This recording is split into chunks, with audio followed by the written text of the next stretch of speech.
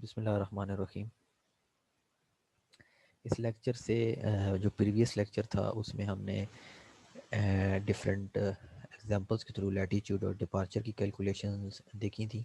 आज का जो लेक्चर है इसमें जो ट्रैवर्स का एरिया है वो हम कैलकुलेट करने की कोशिश करेंगे। इसमें दो बेसिक टेक्निक्स हम पढ़ेंगे, एक डबल मेरिडियन डिस्टेंस और दूसरी यूजिंग कोऑर्डिनेट मेथड्स कि उस कोऑर्डिनेट सिस्टम को यूज़ करके हम एरिया किस तरह कैलकुलेट करते हैं। तो सबसे पहले हम डबल मेरिडियन डिस्टेंस को देखते हैं कि जब भी हमने मैनुअल कैलकुलेशन करनी होती है और किसी भी क्लोज्ड ट्रैवर्स का एरिया कैलकुलेट करना होता है तो हम या ओपन का भी आप कर सकते हैं। फिलहाल हम क्लोज ट्रैवर्स का ही एरिया कैलकुलेट करना देखेंगे। तो उस केस में हम डबल मेरिडियन डिस्टेंस कैलकुलेट करते हैं। मेरिडियन से क्या मुराद है? जब भी आप जियोग्राफिकल नॉर्थ या साउथ पोल से जो भी हमारी लाइन पास करती है, जो हमारी रेफरेंस लाइन भी कहलाती है, उसको हम ट्रू मेरिडियन बोलते हैं। अब उस ट्रू मेरिडियन से हमारी रिक्वायर्ड लाइन के सेंटर तक, चाहे वो ईस्ट वाली साइड पर हो उस मेरिडियन के या वेस्ट वाली साइड पर हो, उसको हम मेरिडियन डिस्टेंस बोलते हैं। ये पॉजिटिव भी हो सकता है जबकि जब भी आपकी जो लाइन है वो ईस्ट वाली साइड पर लाई करेगी मेरिडियन के, और नेगेटिव तब होगा जब आपकी लाइन वेस्ट वाली साइड पर लाई करेगा।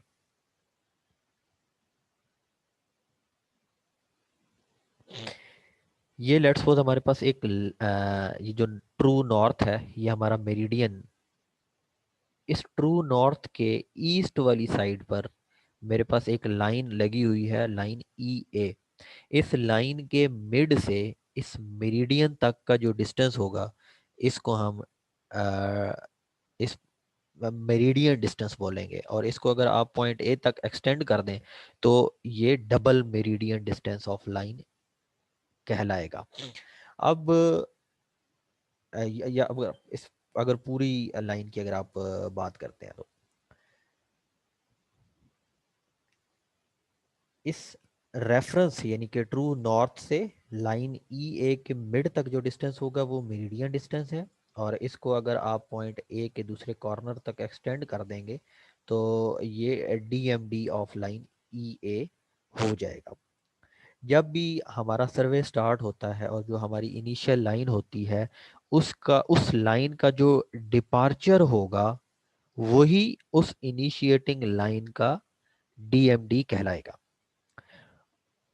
और जो हमारी आखिरी लाइन होगी सर्वे की उसका जो डिपार्चर विद अपोजिट साइन, यानी कि अगर उस आखिरी लाइन का जो डिपार्चर वैल्यू है वो पॉजिटिव है तो उसका डीएमडी सेम वही रहेगा लेकिन साइन अब नेगेटिव हो जाएगा। अगर उस आखिरी लाइन की जो डिपार्चर की वैल्यू है वो पॉजिटिव है तो डीएमडी उस लाइन की अब साइन चेंज होके वो नेगेटिव हो जाएगी। और बाकी बीच की जितनी भी लाइनें होंगी उनको कैलकुलेट करने के लिए हमारे पास ये फार्मूला होता है कि DMD of present line should be equal to DMD of previous line, यानी कि उससे जो प्रीवियस लाइन थी उसका डीएमडी प्लस प्रीवियस लाइन का ही डिपार्चर प्लस प्रेजेंट लाइन का डिपार्चर। तो इससे हमारे पास प्रेजेंट लाइन का डीएमडी आ जाएगा। तो जितनी भी आपने बीच की डीएमडी कैलकुलेट करनी है उसके लिए ये हम फार्मूला यूज करेंगे। एक एग्जांपल देख लेते हैं हम। इसमें हम already latitudes and departures calculate कर चुके हैं और हमें ये कहा गया है कि हमने डीएमडीज की कैलकुलेशंस करनी है। तो हमने पढ़ा है कि जो स्टार्टिंग जहाँ से सर्वे होता है उसका जो डिपार्चर होगा वही उस लाइन का डीएमडी होगा। सेकंड, लाइन बी सी का मैंने डीएमडी कैलकुलेट करना है तो प्रीवियस लाइन यानी कि लाइन ए बी का डीएमडी प्लस प्रीवियस लाइन का departure -20.601 plus present line B C यानी कि उसका डिपार्चर। तो इस तरह मेरे पास लाइन बी सी का डीएमडी आ जाएगा। सेम इन्हीं स्टेप्स पर अगर आप फॉलो करें तो सी डी का डीएफडी कैलकुलेट करने के लिए प्रीवियस लाइन यानी कि बीसी लाइन का डीएमडी प्लस बीसी लाइन का ही डिपार्चर प्लस प्रेजेंट लाइन जो कि सी डी है उसका डिपार्चर, ये जब ऐड करेंगे तो मेरे पास लाइन सी डी जो प्रेजेंट लाइन है उसका डीएमडी आ जाएगा। सेम इन्हीं स्टेप्स पर अगर आप करेंगे तो बाकी के तमाम वैल्यूज आप कैलकुलेट कर देंगे। और ये एंड वाली जो वैल्यू है लाइन ई ए की, मैंने पढ़ा था कि वो सेम डिपार्चर वाली ही होगी लेकिन विद अपोजिट साइन। तो अगर अब ये डिपार्चर पॉजिटिव में है तो यहाँ पर आखिरी लाइन का डीएमडी नेगेटिव में चला जाएगा। तो ये तमाम की तमाम वैल्यूज़ मैंने कैलकुलेट करके लिख दी। ये पॉजिटिव भी हमने पढ़ा था हो सकती हैं, यहाँ पर पॉजिटिव वैल्यूज़ भी नज़र आ रही हैं और नेगेटिव वैल्यूज़ भी नज़र आ रही हैं। पॉजिटिव तब होती हैं जब वो वेस्ट वाली साइड पर हो, और पॉजिटिव तब होती है जब वो ईस्ट वाली साइड पर हो, और नेगेटिव तब होती है जब वो वेस्ट वाली साइड पर हो। अब हमने डीएमडीज तो कैलकुलेट कर दिए, अब इन डीएमडी की वैल्यू को यूज करके हमने डबल एरिया कैलकुलेट कर लेना है। क्योंकि ये आप डबल मेरिडियन डिस्टेंस कैलकुलेट कर रहे हैं, लाइन के लेफ्ट साइड का एरिया भी आ रहा है और लाइन के राइट साइड का भी एरिया भी आपके पास आ रहा है। तो ये सिंपल मेरिडियन डिस्टेंस नहीं आपने कैलकुलेट किया बल्कि डबल मेरिडियन डिस्टेंस कैलकुलेट किया है। और इस डबल मेरिडियन डिस्टेंस की वैल्यू को जब आप यूज करेंगे और उससे जब एरिया निकालेंगे वो भी डबल एरिया होगा। तो इस जिस भी लाइन का आपने एरिया निकालना होगा, डबल एरिया यानी कि, तो उस लाइन की डीएमडी की वैल्यू को आपने लैटिट्यूड की वैल्यू से मल्टीप्लाई कर देना है, तो उस लाइन का डबल एरिया आ जाएगा। सेम हर डीएमडी की वैल्यू को उस लाइन की लैटिट्यूड की वैल्यू के साथ मल्टीप्लाई करते जाएं और आपके पास एरिया आता जाएगा। अब हमने ये देखा कि हमारे पास डबल एरिया कैलकुलेट हो चुका। इन वैल्यूज को जब मैं ऐड करता हूं तो मेरे पास आंसर आता है -72,641 फीट स्क्वायर। लेकिन ये एरिया तो इक्वल है टू एरियाज के, क्योंकि डबल एरिया है। तो this value is equal to 2 into area.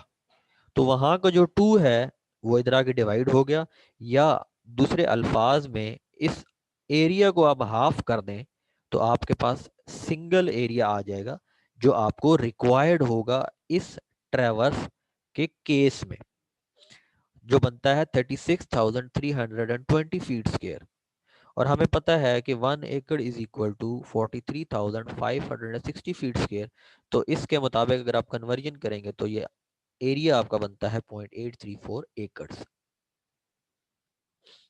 ये एक और एग्जांपल है, इसमें आपने सबसे पहले डीएमडीज की वैल्यूज कैलकुलेट करनी है, फिर डीएमडी को लैटिट्यूड से मल्टीप्लाई करते जाएंगे तो डबल एरिया आता जाएगा। डबल एरिया की वैल्यूज को आप ऐड करेंगे और उस वैल्यू को आपने हाफ कर देना है तो आपके पास रिक्वायर्ड एरिया आ जाएगा। और फिर अकॉर्डिंगली इस कन्वर्जन में उसको करेंगे तो आपके पास एकड़ में फाइनल एरिया आ जाएगा। अब चलते हैं coordinate system and geo referencing. हमने ज़मीन के ऊपर कोई भी अगर पॉइंट इंडिकेट करना है या मार्क करना है तो उसके लिए हमें एक्स और वाई डायरेक्शन की वैल्यूज हमें दे दी जाएं, तो ज़मीन के ऊपर का कोई भी पॉइंट एक स्पेसिफिक ओरिजिन से या मेरिडियन से या रेफरेंस लाइन से हम बआसानी फाइंड आउट कर सकते हैं, निकाल सकते हैं। आजकल हम जितनी भी मॉडर्न सर्वेइंग टेक्निक्स यूज़ करते हैं उसमें हम 3 डायमेंशनल कोऑर्डिनेट सिस्टम को ही प्रेफर करते हैं, जिसमें एक्स वाई और जी तीनों डायरेक्शंस की वैल्यूज हमें अवेलेबल होती हैं। अब हम जब कोऑर्डिनेट सिस्टम की बात करते हैं तो हमारे पास दो different types of coordinate systems होते हैं। एक कोऑर्डिनेट रेफरेंस ऑन प्लान जो कि सिंपल 2 डायमेंशनल होता है एक्स एंड वाई डायरेक्शन में, और दूसरा होता है कोऑर्डिनेट रेफरेंस ऑन स्फीयर, यानी कि अब इसमें थर्ड डायमेंशन भी ऐड हो जाएगी, एक्स वाई जी, या कोई थर्ड बीच में इनमें कोई एंगल इन्वॉल्व हो जाएगा।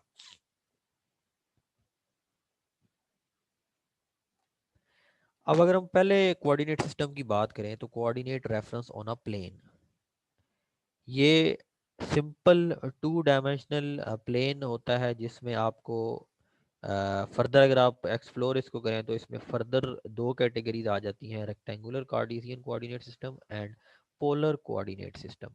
रेक्टेंगुलर कार्टेशियन कोऑर्डिनेट सिस्टम किसी भी जो जो जब आप सर्वे रन कर सर्वे रन कर रहे होते हैं तो डिफरेंट पॉइंट्स की हॉरिजेंटल डायरेक्शन को इंडिकेट करने के लिए हम यूज़ कर सकते हैं। इसमें हमें एक्स और वाई डायरेक्शन में वैल्यूज़ दे दी जाती हैं, यानी एक्स एक्सिस और वाई एक्सिस की वैल्यूज़ हमें प्रोवाइड कर दी जाती हैं और उसको यूज़ करके हम किसी भी पॉइंट को हॉरिजेंटल प्लान में इंडिकेट कर सकते हैं। लेट्स सपोज अगर आपके पास ये एक पॉइंट दे दिया गया है 12 5, तो यहाँ पर x की वैल्यू है 12 जो कि इस ओरिजिन से आपने मूव किया फॉरवर्ड, पॉजिटिव 12 है इसलिए आपने इसको फर्स्ट क्वाड्रेंट में रखा। और दूसरी वैल्यू है 5, अगेन पॉजिटिव है तो ये भी आपकी इसी डायरेक्शन में, ओरिजिन से आप 5 यूनिट्स अपवर्ड मूव किया। तो जहाँ पर 12 और 5 आपस में आके क्रॉस करेंगे वो वाला हमारा रिक्वायर्ड पॉइंट होगा जिसके हमें एक्स एंड वाई कोऑर्डिनेट्स दिए गए थे। दूसरा हमारे पास टेक्निक होती है जी पोलर कोऑर्डिनेट सिस्टम। तो एक ऐसा सिस्टम होता है जिसमें हम ओरिजिन से उस लाइन का डिस्टेंस भी मेजर करते हैं और उसका पोलर एक्सिस या एंगल भी मेजर करते हैं। तो ऐसा सिस्टम 2D में जिसमें आप लाइन का डिस्टेंस और उसका एंगल मेजर कर लें किसी ओरिजिन से, पोल से, उसको हम पोलर कोऑर्डिनेट सिस्टम बोलते हैं। अब हम पोलर कोऑर्डिनेट को रेक्टेंगुलर कोऑर्डिनेट सिस्टम और रेक्टेंगुलर कोऑर्डिनेट सिस्टम को पोलर कोऑर्डिनेट सिस्टम में बड़ी आसानी के साथ कन्वर्ट कर सकते हैं। तो उसको कन्वर्ट करने के लिए हमारे पास डिफरेंट दो फार्मूले अवेलेबल हैं। फार्मूला नंबर 1 जो है ये तब हम यूज़ करते हैं जब आपको पोलर कोऑर्डिनेट्स गिवन हो और आपको कार्टेशियन या रेक्टेंगुलर कोऑर्डिनेट्स निकालने हो। और फार्मूला 2 हम तब यूज़ करते हैं जब आपको रेक्टेंगुलर कोऑर्डिनेट्स गिवन हो और आपने पोलर कोऑर्डिनेट्स निकालने हो। अब कोई सी भी दो कोऑर्डिनेट्स के बीच का डिस्टेंस हम किस तरह मेजर करेंगे, तो इसके लिए आपको एक एग्जाम्पल के थ्रू ये चीज़ समझनी होगी। लेट्स सपोज हमारे पास दो पॉइंट्स हैं, पॉइंट ए और पॉइंट बी। पॉइंट ए के भी हमें एक्स वाई कोऑर्डिनेट दे दिए गए, पॉइंट बी के भी हमें एक्स वाई कोऑर्डिनेट्स दे दिए गए और हमसे लाइन ए बी का डिस्टेंस पूछा गया। तो इस केस में हम पाइथागोरस थ्योरम को यूज़ करेंगे, X square plus Y square under root. तो एक्स की जो वैल्यूज़ हैं यानी कि 4 - 2 हो जाएगा और वाई की जो वैल्यूज़ हैं 3 - 1 हो जाएगा। उसका आप अंडर रूट ले लेंगे तो आपके पास डिस्टेंस आ जाएगा इस लाइन ए बी का। और इसी का अगर आपने वो कैलकुलेट करना है, थीटा फाइंड करना है, तो theta is equal to tangent inverse y over x आ जाएगा। उससे आपके पास इस लाइन का एंगल भी आ जाएगा।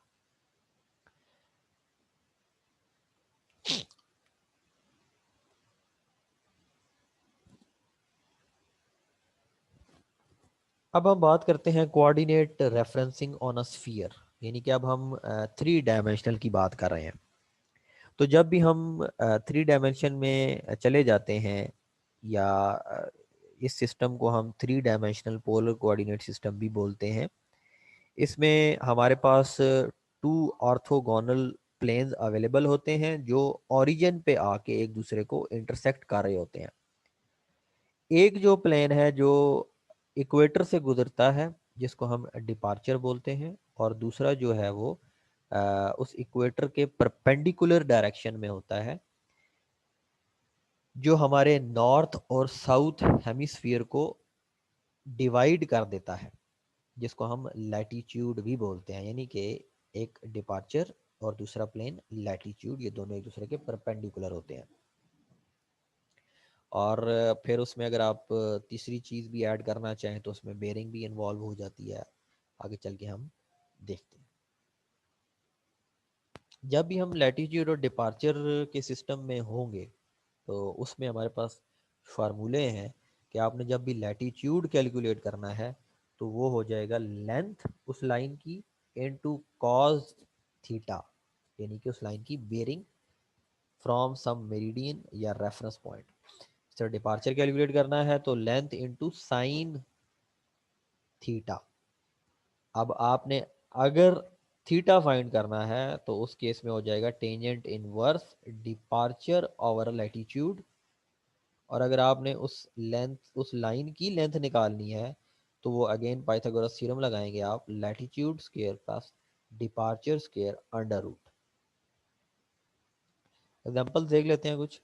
ये आपको एक दो पॉइंट्स दे दिए गए, दोनों पॉइंट कुछ डिफरेंट केसेस हैं लैटिट्यूड और डिपार्चर से रिलेटेड।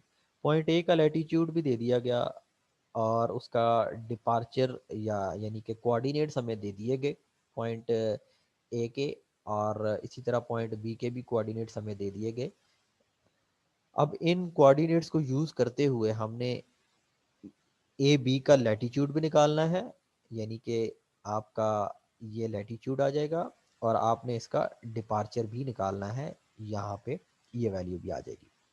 सबसे पहले हमने लैटिट्यूड निकालने हैं, यानी कि वाई की वैल्यूज़ को यूज़ करके हमने लैटिट्यूड निकालने हैं। तो इस केस में ये मुझे इस पॉइंट से इस पॉइंट तक का कंप्लीट डिस्टेंस चाहिए। सवाल में मुझे पॉइंट इस पॉइंट से लेके इस पॉइंट तक का डिस्टेंस गिवन है और इस पॉइंट से इस पॉइंट तक का डिस्टेंस गिवन है। तो इन दोनों डिस्टेंसेस को मैं क्या करूंगा, -100 -300। तो मेरे पास इस पॉइंट ए से पॉइंट बी तक का टोटल डिस्टेंस आ जाएगा -400 फीट, जो कि इस लाइन ए बी का लैटिट्यूड होगा। दूसरा मेरे पास यहाँ पर अवेलेबल है दो वैल्यूज 320, यानी कि इस ओरिजिन से इस पॉइंट बी तक का डिस्टेंस गिवन है, और यहाँ पर 100 इस ओरिजिन से इस पॉइंट तक का डिस्टेंस गिवन है। तो मुझे सिर्फ ये वाला डिस्टेंस रिक्वायर्ड है। तो मैं एक्स बी यानी कि बी के कोऑर्डिनेट में से ए का कोऑर्डिनेट माइनस कर दूंगा, तो मेरे पास ये वाली वैल्यू आ जाएगी 220 फीट्स, जो कि departure of A be consider होगा। ये एक और एग्जांपल है, हमें दो डिफरेंट पॉइंट्स दिए गए हैं, उनकी एक्स और वाई या नॉर्थ और ईस्ट कोऑर्डिनेट्स दे दिए गए हैं।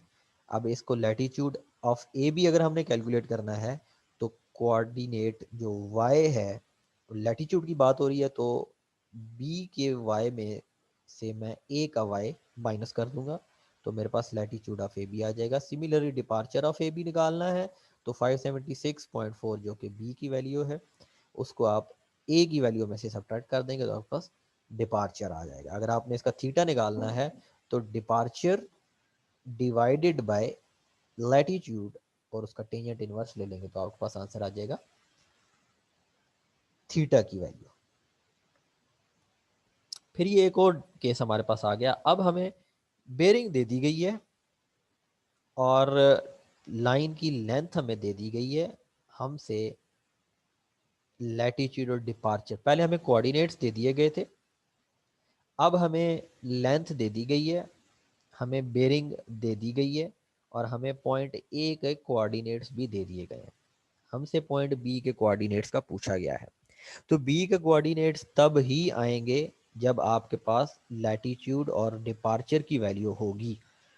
उस लैटिट्यूड और डिपार्चर की वैल्यू को और कोऑर्डिनेट्स जो आपको गिवन है उनको यूज करके आप अननोन कोऑर्डिनेट्स फाइंड कर लेंगे। तो सबसे पहले हम लैटिट्यूड ऑफ ए बी निकालते हैं। लैटिट्यूड ए बी अगर आप देखें तो ये वाला पॉइंट बनता है। तो फार्मूला हमने पढ़ा था length into cos theta, length भी गिवन है और एंगल भी गिवन है। और इसी तरह अगर आपने डिपार्चर निकालना है तो साइन थीटा इंटू लेंथ हो जाएगी। अब आपने लैटिट्यूड भी निकाल लिया और आपने डिपार्चर भी निकाल लिया। अब हमने कोऑर्डिनेट्स निकालने हैं X B and Y B की वैल्यू।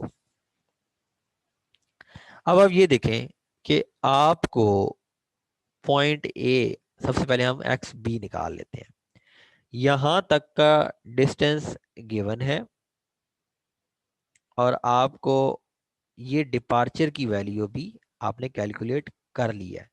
तो अगर आप ये इस ओरिजिन से इस पॉइंट तक 200 यानी जो वैल्यू गिवन है, इसमें ये डिपार्चर की वैल्यू जब आप ऐड कर देंगे तो आपके पास ये पूरा डिस्टेंस आ जाएगा पॉइंट बी का पहला कोऑर्डिनेट।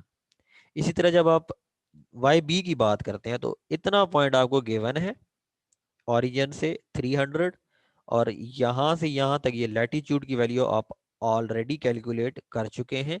तो आपने सिंपल 300 जो कि आपको ये कोऑर्डिनेट गिवन है, इतना डिस्टेंस गिवन था, इसमें जब आप लैटिट्यूड की वैल्यू ऐड कर देंगे तो आपके पास यहाँ तक का ये पूरा डिस्टेंस आ जाएगा जो कि लैटिट्यूड ऑफ ए बी कहलाएगा। या जो आपके पास आंसर आएगा एक्चुअली वो दूसरा कोऑर्डिनेट हो जाएगा पॉइंट बी का, जो कि आता है 521.183 फीट। अब ये एक और केस है, इसमें हमें एक क्लोज ट्रेवर्स दे दी गई है, लैटिट्यूड और डिपार्चर दे दिए गए हैं। इस लैटिट्यूड और डिपार्चर को यूज करके हमें कहा गया है कि हमने कोऑर्डिनेट्स कैलकुलेट करने हैं। यहाँ पर हमने सबसे पहले एक्स कोऑर्डिनेट या एक्स की जो वैल्यू है इन तमाम के तमाम पॉइंट्स की वो कैलकुलेट करनी है। फिर हमने वाई कोऑर्डिनेट यानी जो वाई की वैल्यू है तमाम पॉइंट्स की वो कैलकुलेट कर लेनी है। अब यहाँ पर आप ये देखें पॉइंट जो हमारा, इस फिगर को अगर आप ये देखें तो हमारा पॉइंट ई जो है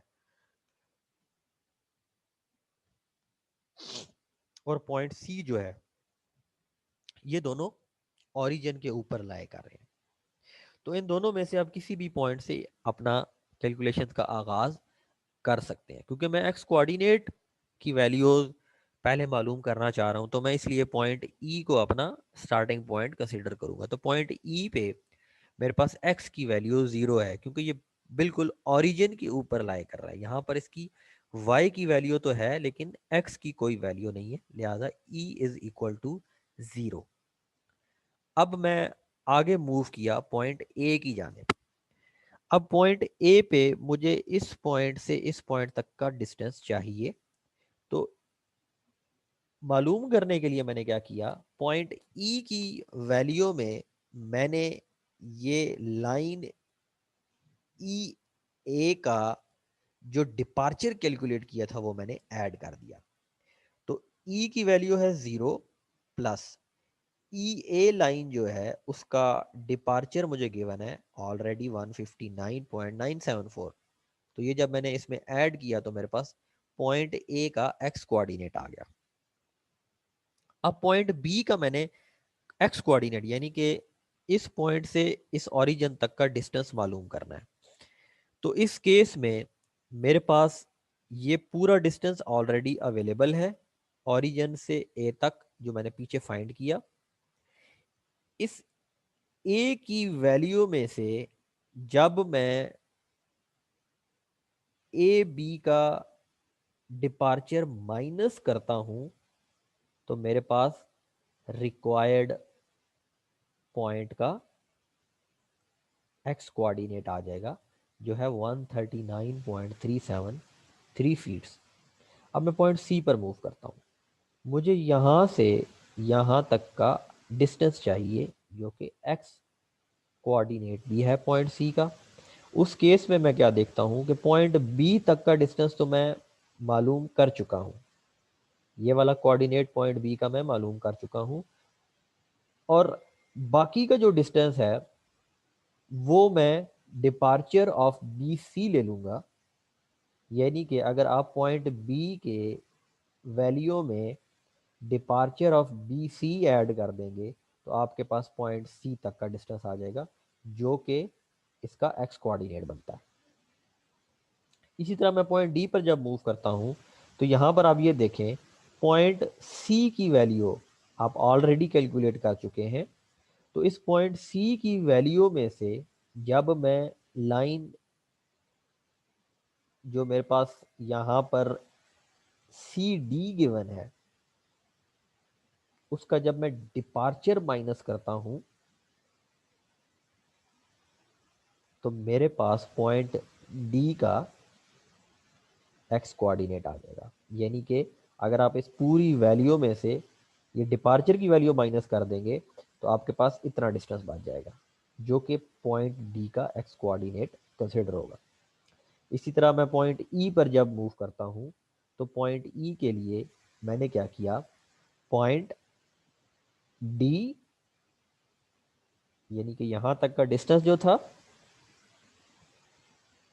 माइनस जो मेरे पास डीई लाइन है उसका डिपार्चर मैंने माइनस कर लिया, तो मेरे पास पॉइंट ई का एक्स कोऑर्डिनेट आ जाएगा। दोबारा बताता हूँ, पॉइंट डी का आप ऑलरेडी एक्स कोऑर्डिनेट कैलकुलेट कर चुके, उस एक्स कोऑर्डिनेट में से अगर आप लाइन ई डी का डिपार्चर माइनस कर दें तो आपके पास पॉइंट ई का एक्स कोऑर्डिनेट आ जाएगा। आप उसी पॉइंट पर पहुंच गए जहां से आपने स्टार्ट किया था। अब हम वाई कोऑर्डिनेट्स को देखते हैं। पॉइंट वाई कोऑर्डिनेट के लिए मैं पॉइंट सी से स्टार्ट करूंगा, क्योंकि सी पॉइंट वो पॉइंट है जिस पर वाई कोऑर्डिनेट 0 है। तो यहां से मैं सी को 0 कर लिया। सी से मैं जब डी की जाने मूव किया तो आप ये देखें यहाँ पर मुझे इस ओरिजिन से इस नीले पॉइंट तक का डिस्टेंस चाहिए। तो उसके लिए मैं क्या करूँगा, सी पॉइंट का वाई कोऑर्डिनेट प्लस लाइन आपको जो सी डी है उसका लैटिट्यूड जो गिवन है वो आप ऐड कर दें, तो आपके पास पॉइंट डी का वाई कोऑर्डिनेट आ जाएगा। इसी तरह पॉइंट ई पे जब मैं मूव करूंगा तो पॉइंट ई पर मूव करने के लिए मुझे क्या चाहिए, यानी कि मुझे अब ये ओरिजिन से ये पूरा डिस्टेंस चाहिए और ये मैं ऑलरेडी मालूम कर चुका हूं पॉइंट डी तक। तो D plus line D E जो है उसका लैटिट्यूड मैं जब ऐड करूंगा, यानी कि इतना डिस्टेंस मैं मालूम कर चुका और यहाँ से यहाँ तक ऑलरेडी मुझे गिवन है जो कि latitude of line D E है। दोनों जब मैं ऐड करूंगा तो मेरे पास ये यहाँ से यहाँ तक का पूरा डिस्टेंस आ जाएगा। ये मैं इस डिस्टेंस की बात कर रहा हूँ। ये आप ऑलरेडी कैलकुलेट कर चुके हैं ओरिजिन से यहाँ तक ये डिपार्चर है, सॉरी लैटिट्यूड है लाइन डी ई का। तो जब आप ये वाली वैल्यू इस पॉइंट डी के आंसर में ऐड करेंगे तो आपके पास 169.013 फीट्स आ जाएगा। अब ये वाली वैल्यू आपने निकाल ली। अब आपने पॉइंट ए का लैटिट्यूड निकालना है, आप पॉइंट ए का वाई कोऑर्डिनेट निकालना है। तो उसके लिए मैंने क्या किया, आप ये देखें कि आपने इतना पॉइंट मालूम कर लिया जो कि पॉइंट ई था और उसकी वैल्यू है 169.013 फीट। और इतना आपको पता है लाइन ई ए का लैटिट्यूड। तो अगर आप ये वाला डिस्टेंस और ये वाला डिस्टेंस ऐड कर दें तो आपके पास पॉइंट ए का वाई कोऑर्डिनेट आ जाएगा जो कि है 340.640 फीट। अब मैं अगर पॉइंट बी की जाने मूव करता हूँ तो पॉइंट बी पर आप ये देखें कि आपको ए पॉइंट का ऑलरेडी मालूम कर चुके हैं, आपको पॉइंट बी का मतलब ये जो लाइन हमारे पास है लाइन ए बी है, इसका लैटिट्यूड हमें ऑलरेडी मालूम है। तो इस ए की जो वैल्यू है जो आपने ये ऊपर मालूम की है, इसमें से अगर लाइन ए बी का आप लैटिट्यूड माइनस कर दें, यानी कि इतना डिस्टेंस आप माइनस कर दें, तो आपके पास यहाँ से पॉइंट बी से ओरिजिन तक का डिस्टेंस आ जाएगा जो कि पॉइंट बी का वाई कोऑर्डिनेट होगा। इसी तरह आप पॉइंट बी से पॉइंट सी पर आ गए।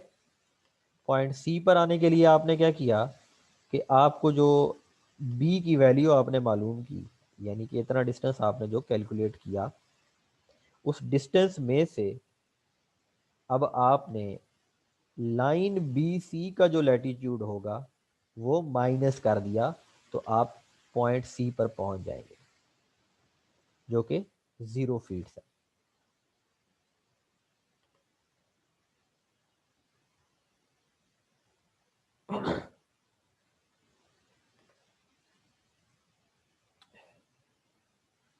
तो ये बड़ी सिंपल सी कैलकुलेशन थी कि आपने पॉइंट टू पॉइंट मूव करते जाएंगे तो आपको हर पॉइंट का लैटिट्यूड और डिपार्चर आता जाएगा। ये जो तमाम वैल्यूज मैंने पीछे कैलकुलेट की हैं उनको इस डायग्राम में मैंने शो कर दिया। अब हमने कोऑर्डिनेट्स तो निकाल लिए, इन कोऑर्डिनेट्स को यूज करके अब मैंने एरिया कैलकुलेट करना है। तो उसका सिंपल तरीका स्टेप 1, आपने क्या करना है, न्यूमिनेटर यानी कि लाइन के ऊपर जो है आपने x की वैल्यूज लिख लेनी है और लाइन के नीचे आपने y की वैल्यूज लिख लेनी है। क्योंकि ये एक क्लोज्ड ट्रेवर्स है इसलिए जब आपने x1 स्टार्ट में लिखना है तो जहां पर एंड हो जाएगा पॉइंट्स का उसके बाद आपने दोबारा x1 लिखना होगा क्योंकि क्लोज ट्रेवर्स है। आपने x1, x2, x3, x4, x5 और अगेन x1, तो इस तरह आपने ये पैटर्न बना लिया। इस तरह y के केस में भी आपने क्या किया, y1, y2, y3, y4, y5 and y1, तो आपकी ये क्लोज ट्रेवर्स होगी। स्टेप 2 में आपने ये जो ग्रीन एरोज में आपको नजर आ रही हैं क्वांटिटीज, इनको आपस में मल्टीप्लाई करके ऐड कर देना है। मतलब कि x1 y2 plus x2 y3 plus x3 y4 plus x4 y5, फिर आपने माइनस करते जाना है, बाकी जो वैल्यूज बच जाएंगी अपोजिट साइड्स पे, यानी कि x2 y1 minus x3 y2 minus x4 y3 and so on.